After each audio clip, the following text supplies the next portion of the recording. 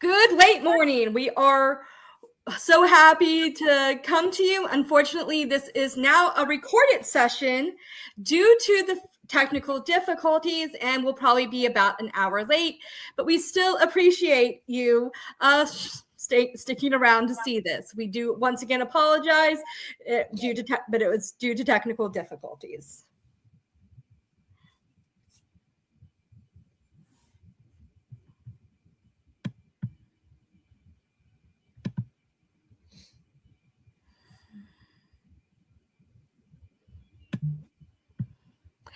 Hello, welcome once again to this afternoon. My name is Jody. I am the adult programmer at the Central Rappahannock Regional Library Fredericksburg branch.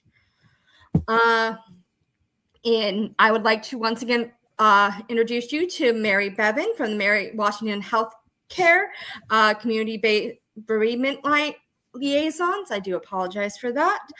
She here is to talk to us today on her third and last session on tools and compassion for grieving, about how to help a grieving friend. Thank you, Jody. And hey, everyone, I'm glad to be back. And like Jody said, we're sorry for the technical difficulties. As we know, sometimes that happens. But thank you for watching whenever you're watching. So today we're going to be talking about supporting a grieving friend. And I wanted to start with this quote from Silvana Rossetti. I actually saw it on a card that I thought was like, oh my gosh, I have to save that. But it says, "Those whom we have loved never really leave us. They live on forever in our hearts and cast their radiant light on our every shadow." And I think for those of us who have had someone and who we cared about pass away, this really resonates with us. But I think even if you haven't, to kind of keep this in mind as you're supporting a grieving friend, that their person who died is casting a light on everything, and that they are not forgotten. So I always like to start off with these two definitions. I think it's not so important. Like, I would never walk up to somebody and correct them if they were kind of using these words interchangeably. But I think since we're here to learn, it's helpful to have these two words kind of differentiated. So we have grief, which is a person's reaction to loss, comprised of thoughts, feelings, and behaviors that change over time. And mourning, which is often described as the outward expression of grief and is used to describe the period after the loss. So grief is kind of our internal experience of the loss, whereas mourning is kind of how we are outwardly expressing that.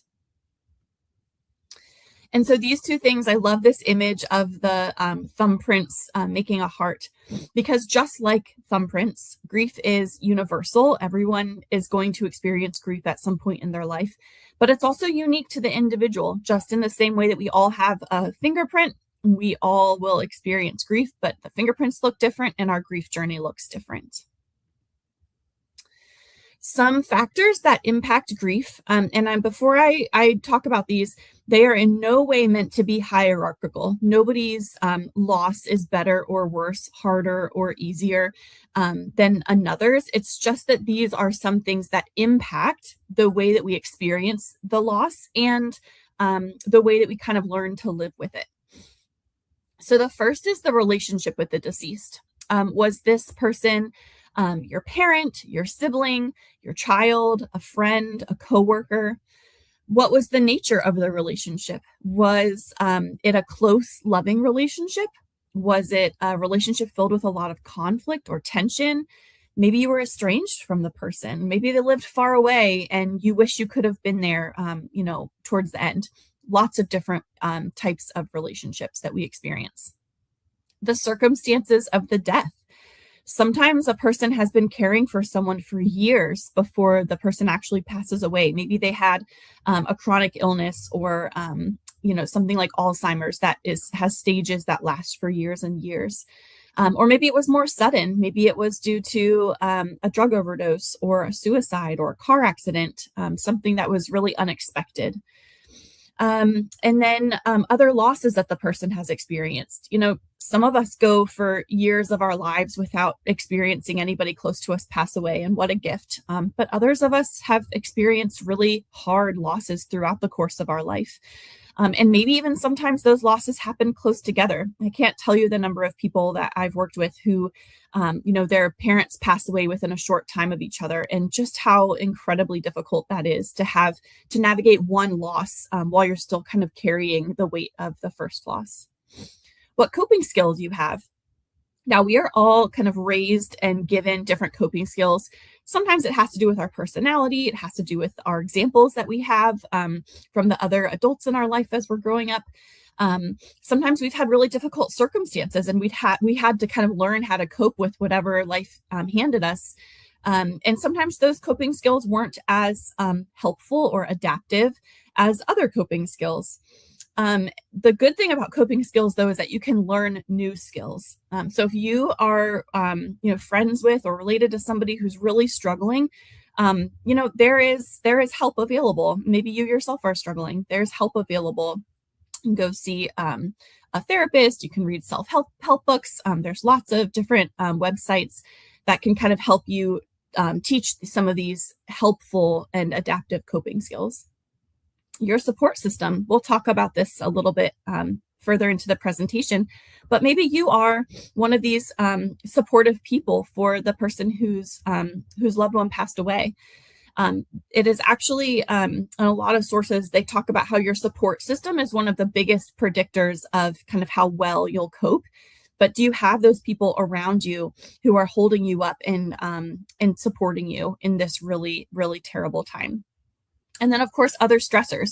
Do you have other people you're caring for, whether it's other adults or children? Do you have to go back to work right away? Maybe there's financial stress. There's all sorts of things. But this is kind of, as we're moving forward, we are walking into this restoration-oriented side. And the idea is that you would be, and you see from the squiggle line, be navigating both of these things every day. And I think when you look at the list of these things, like doing actual grief work, going to therapy, going to a support group, thinking about your grief, thinking about your loved one, missing your old life, versus the restoration-oriented side of figuring out your new role, creating new traditions, doing new things, adjusting to life kind of without this person, you'll see that this is kind of our natural way of existing. Our bodies are, our minds are self-protective. So to sit in the loss-oriented side 24/7, 365 is just too overwhelming for our nervous systems. So we naturally step into this restoration-oriented side. I think the caution is on both sides, right? We don't want to just be in the loss-oriented side because that would be overwhelming and we would be kind of that stuck, that people may use that word in their grief journey. But we also don't want to be totally in the restoration-oriented side where we've completely left this loss behind, and that it's like in no way being talked about or addressed in our life as we're moving forward. And so what this theory is showing is that what's actually the most helpful and healthy is to do this dance between the two. So as you are taking these steps moving forward, you're still missing your person and missing the life that you had together. And that is normal and okay and good. And so finding this dance, and it's not perfect and there's no set way to do it. In fact, I love that the squiggle just keeps going and going and going, which to me symbolizes that there is no end point at which we're completely in that restoration-oriented side. It is normal for us to keep dipping our toe back in the loss-oriented side. And similarly, there's no time frame for when we're maybe spending more of our energy on the restoration-oriented side. So I think that's a caution as we're thinking about supporting somebody who we care about through their grief journey, is that there's no point at which they need to be kind of shifted over to the restoration-oriented side, right? It is okay for them to live most of their time in the loss-oriented side, and then kind of slowly take those little steps into the restoration-oriented side. So I think this is a helpful visual when you're thinking about supporting somebody of like what's normal, what's expected. And what's expected is that they can do this dance. And then we have this one, which is called Growing Around Grief. This was created by Dr. Lois Tonkin. She was leading grief groups and kind of was trying to put into words the experience of the people who she was working with. And so what she found, and we'll see our grief ball is that red ball, and then the black circle is kind of life. So it says people think that grief slowly gets smaller with time, but in reality, grief stays the same size, but slowly life begins to grow bigger around it. And I'd say this is actually probably one of my primary hopes for the people who join our support groups, is that they can see that their grief still matters and that the person that they love still matters, and that they can carry that person with them and even carry the pain of that loss with them as their life gets bigger and as they are experiencing these new things, like we saw on the previous side with that dance between the loss-oriented and restoration-oriented side. So I think this is helpful too when we're thinking about supporting somebody that we care about, is that the expectation is not that their grief will get smaller, right? We're not trying to minimize their pain, to minimize their love for the person who they loved and who died, but we are there to support them as their life gets bigger, and to remind them, like, it's normal for you to still be hurting, and maybe, we can still go to the baseball game or whatever. But to kind of honor both parts of that grief journey, that they are recognized and acknowledge that their grief is still huge, and it's a huge part of their life, and it won't ever, for many people, it won't ever get small where it's like invisible, right? It will always be a part of their life, and they can make room for these new experiences. So thinking about the common symptoms of grief, and I think this is important, again, if you are supporting or caring for somebody who is grieving, is just to recognize that these are normal parts of the grief journey and nothing to be fixed, that they're not broken. These are normal things. So fear that another loss will happen soon, crying at unexpected times. Obviously, that one can be uncomfortable for the grieving person and for those around them.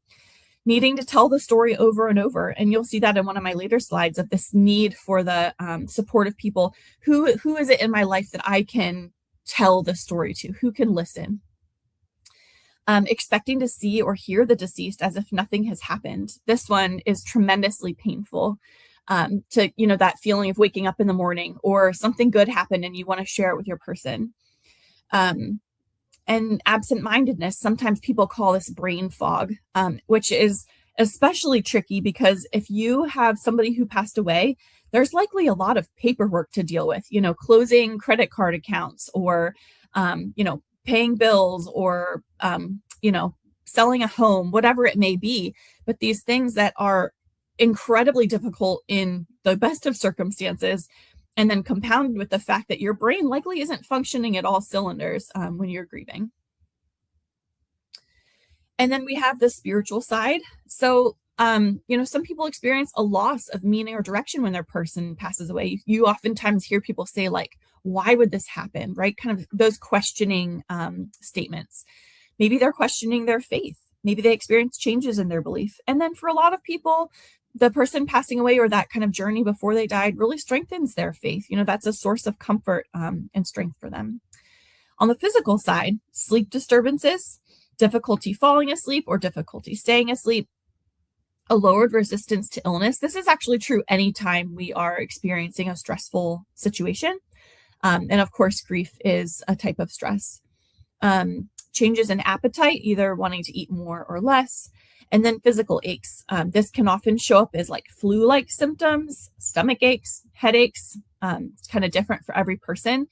What I always say, especially if you have been a caregiver for somebody for a long period of time, oftentimes we neglect our own physical health to care for our person. So if you are ever experiencing any physical changes, pain, that achiness, please go see your doctor and know that if there's nothing wrong, that it's likely your body processing your grief. Okay.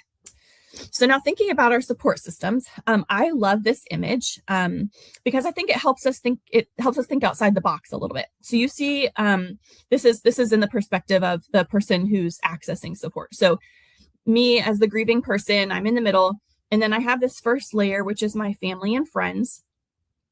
For most people, they're able to kind of consciously identify those people right off the bat. Maybe they have a spouse that's still living, or they have siblings or parents, friends who they can call on.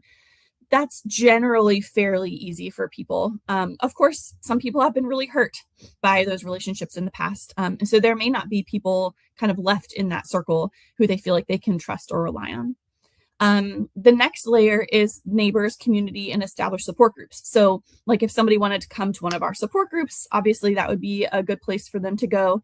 The community, so maybe they have like a community center, like the senior center or something, or maybe they have neighbors. I talk to a lot of people who, when I ask them who their supportive people are, they mention their neighbors for sure. And then we have organizations and institutions. And this is more like your church, or if you're part of like the Lions Club or the Ruritans, some of those more established institutions and community organizations. And then lastly, of course, you have your health and social care professionals. So this is like your doctor or your therapist. And so the idea is that we can find people in all of these realms, right? In each of those layers of that circle, we can find people who are supportive. And then we can also have the people who meet these different types of needs that we have. So people who can provide practical support. Maybe you need help having your child get taken to soccer practice. Or maybe you need some meals. Maybe it's hard for you to cook because you just don't have the energy for it. And then people who will listen to your story. This is like what I mentioned before of needing to tell that story over and over again. Sometimes we just want somebody to listen. We don't need them to say the right thing or, just to be present and listen. And then we have kind of in addition to that, people who can provide emotional support. This might be in the form of going to see a therapist, or maybe, like your best friend who can kind of give you some comforting words. But somebody who can kind of speak those words that you need to hear. And then, of course, the spiritual support. So this might be just a friend or family member who you feel like it could even be texts, like a spiritual text or a book that's supportive to you. And then, of course, going to see like your pastor or spiritual leader. So when I think about helping others while they're grieving, these are the three things that stick with me. So if you don't hear anything else, hear these three things. Show up, listen without fixing, and stay present over time. And I think what I hear from a lot of grievers is that people are really good at the first one, right? They show up, they bring food, they, sit with you for those first weeks after the person died. They send you texts and, check up on you. But slowly that support wanes over time. And so this idea of staying present over time is really what grievers need. Because grief can be exhausting, because you don't always have the right words to say, because maybe you used to be a person who goes out and now you just want to stay home. Some people experience this, like these people stop asking them to come hang out. They stop inviting them to dinner or to coffee because you've said no so many times and they're like, oh, they must not want they must not want to hang out or whatever. So I think this is a really important one, is to stay present. So even if the person says no, even if they say they don't want to do it, that's okay. But you can continue to ask or maybe suggest something different. And then the second one, listen without fixing. Again, grief is so unique and it takes people time to get into that rhythm of the loss oriented and the restoration oriented. And we're not trying to get their grief ball to get smaller, right? So thinking about all those images in your mind, we are listening without fixing. We're not trying to take away the pain. We're not trying to solve a problem. We're just listening. Now, there may be things that are kind of fixable, right? Like I said, with, taking their kid to soccer practice or something. Like there may be ways you can offer that practical support, but you're not going to be able to take away their pain. Unfortunately, you can't fix the thing that's really broken, which is that their person isn't here anymore. So what you can do is listen with compassion. I took this page out of this book, Understanding Your Grief by Dr. Alan Wolfelt. It's a great book. We use that as our book study that we do with our grieving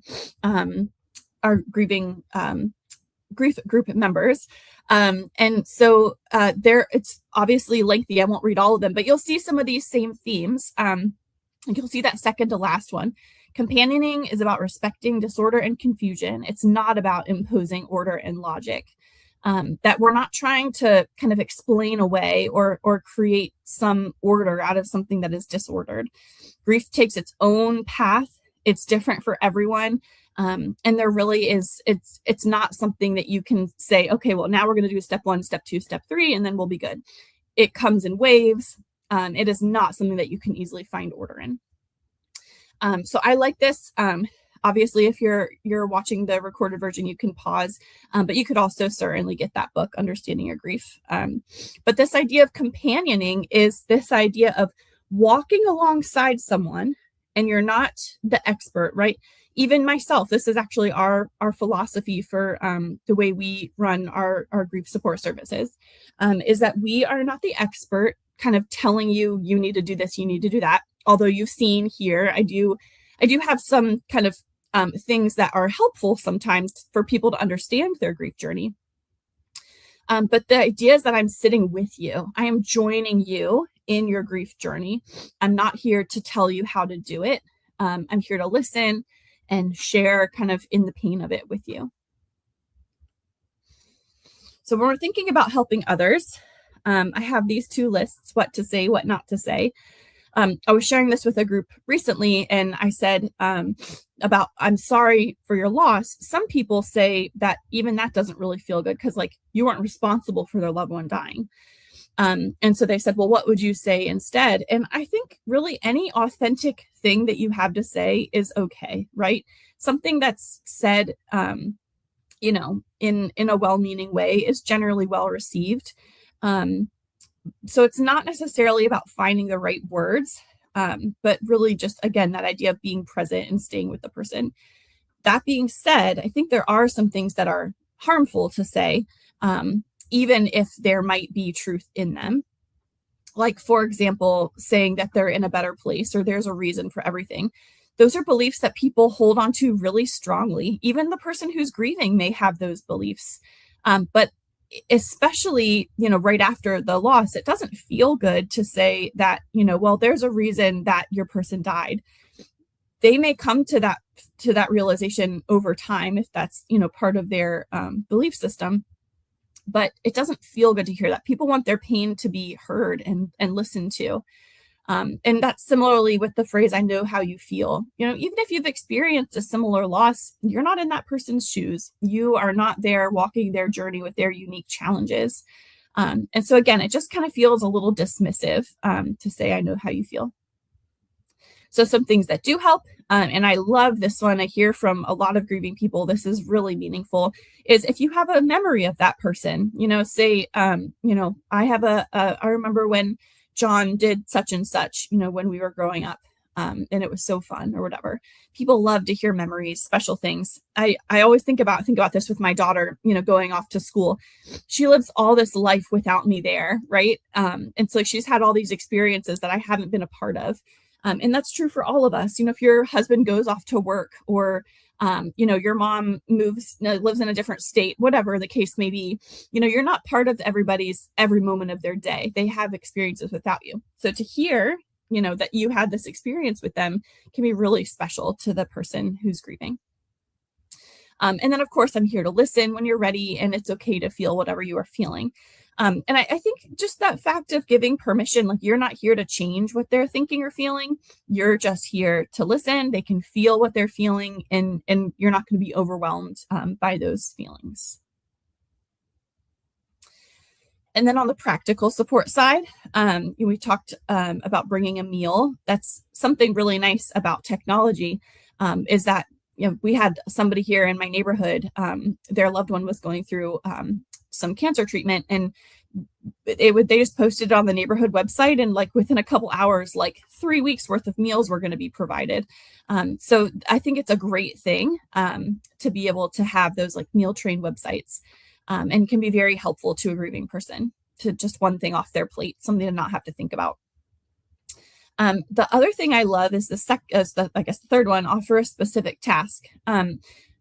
Again, with the like kind of well-meaning statements, we often say like, let me know if you need anything. And we genuinely mean it. Like, please tell me, I will go to Walmart and get you something, or, whatever. unfortunately, I think it's a twofold issue. One, I already talked about the brain fog and kind of the absent-mindedness. Sometimes you just like aren't aware of what you need, right? It's like, I don't even know where to begin to ask you for what I need right now. The other side of that is that we are not a culture that easily asks for help. For many people, it's really a challenge to say, I am struggling and I need something. So to flip this, and instead of saying, how can I help, offer something specific. I'm going to the grocery store. I'd love to pick up some items for you. I was thinking paper towels and paper plates and some mac and cheese. Would that be helpful in anything else you need, right? So something that's like a specific, tangible thing. I also saw one time somebody, their friend texted them like a couple times a week and said, coffee's on the porch. So like they didn't knock, they didn't try to start a conversation. They just let them know that they were thinking about them. And then they gave them, something that would be comforting to them, like their favorite coffee. So, do what is right for you. The other thing that I think is really important to think about when offering practical support is to remember your relationship with the person. Like if this truly is like your sibling or your best friend, or even somebody you're close with, like maybe you've been attending church for years and years together or whatever, you can kind of assess the closeness of the relationship, but just try not to overstep kind of your role. Like, for example, somebody who's my neighbor, but I've only met them one time, like I probably wouldn't offer to watch their kids because that feels a little like they don't know me well enough to be able to, trust me with their children kind of thing, versus just dropping off some supplies, outside their home might be a little more helpful. So just kind of keeping that in mind. And then remembering special days. So, remembering that their person passed away. Maybe you don't remember the exact day, although again, with like social media and stuff, that's usually pretty easy to figure out. But even if it's on like a special day like Mother's Day or something, where that they're likely missing their mom.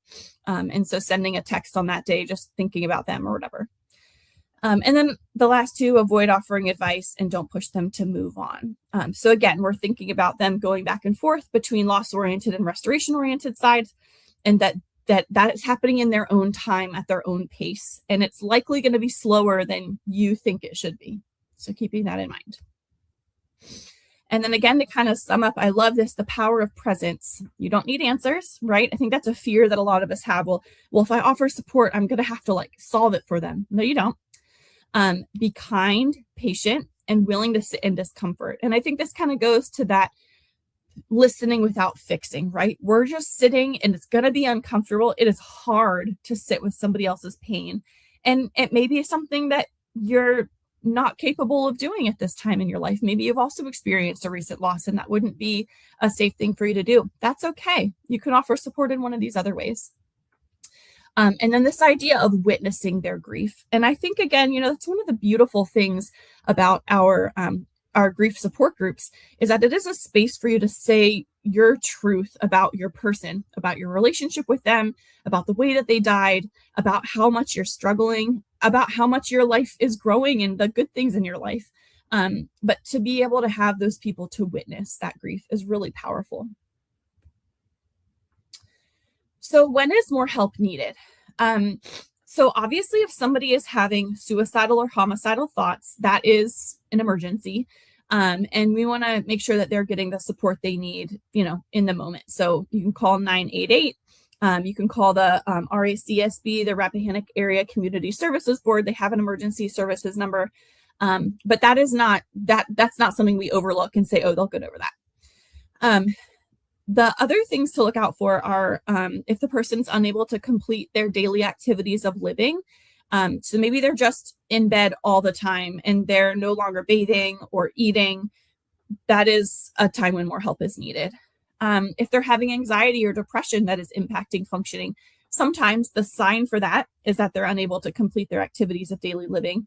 But this could also just be, that their anxiety is at like an all-time high and they just need some extra support. And then, thinking back to our concentric circles, sometimes people truly have either a very small 1 or 2 people or no support system. Some people, are really alone in the world or feel like they're alone in the world. And so somebody like that could definitely benefit from some additional support, definitely through our support group, but also most likely through seeing a therapist or grief counselor. Here's a list of our groups.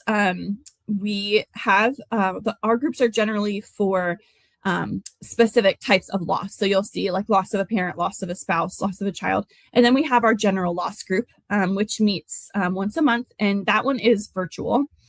And then we do have a teen group and our family expressions group, which is for children and their caregivers. And those groups alternate months. So like this month we have family expressions and next month we'll have the teen group. And then just a few helpful websites. The Mental Health America Fredericksburg chapter has a great search tool on their website for you to get access to mental health support. They also have a really cool, relatively new function where you can actually call or maybe I think you can submit it online too, and just say like what type of therapy you're looking for, like what are your reasons for seeking therapy? Do you have insurance? Where do you live? Those kinds of things. And then they will actually search for you and send you some results so that you're not kind of overwhelmed and having to sift through those resources. So that is a great resource for you. And then the website, What's Your Grief? They do have some paid content if you're looking to kind of dive deeper. They have like a grief support community, again, for a cost, but they have a ton of free resources. They're kind of in blog format, and then they have a few like YouTube videos. But that's a great resource if you're just kind of looking maybe for a specific topic, or, you know, to try to understand grief a little bit. And then Refuge in Grief is a website that has just a few resources on it, but they have a great tip sheet for supporting a friend. So I think that would be a good one if you are looking to support somebody. And then the Dougie Center has resources for teens and kids. So if you are supporting a family that has kids involved, that is an exceptional resource. Okay. And then we also won't do questions today since we are recording this and not live. But if you have any questions, I think Jody, will there be somebody monitoring the... Yes, if you have any questions, you can just still put them in the comments and I can get them to Mary and then hopefully get them back to you. Yeah. Once again, we do apologize for the bit of the technical difficulties today. And once again, we want to thank Mary for this excellent series. And if you want to, of course, the other two are also posted and you can go back and watch them either on Facebook or YouTube. And also she did a series last year on grieving books that I still think is available on our Facebook and YouTube. And you can go back and watch those too. So thank you all for watching today. And once again, thank you, Mary, for presenting. Thank you, Jody.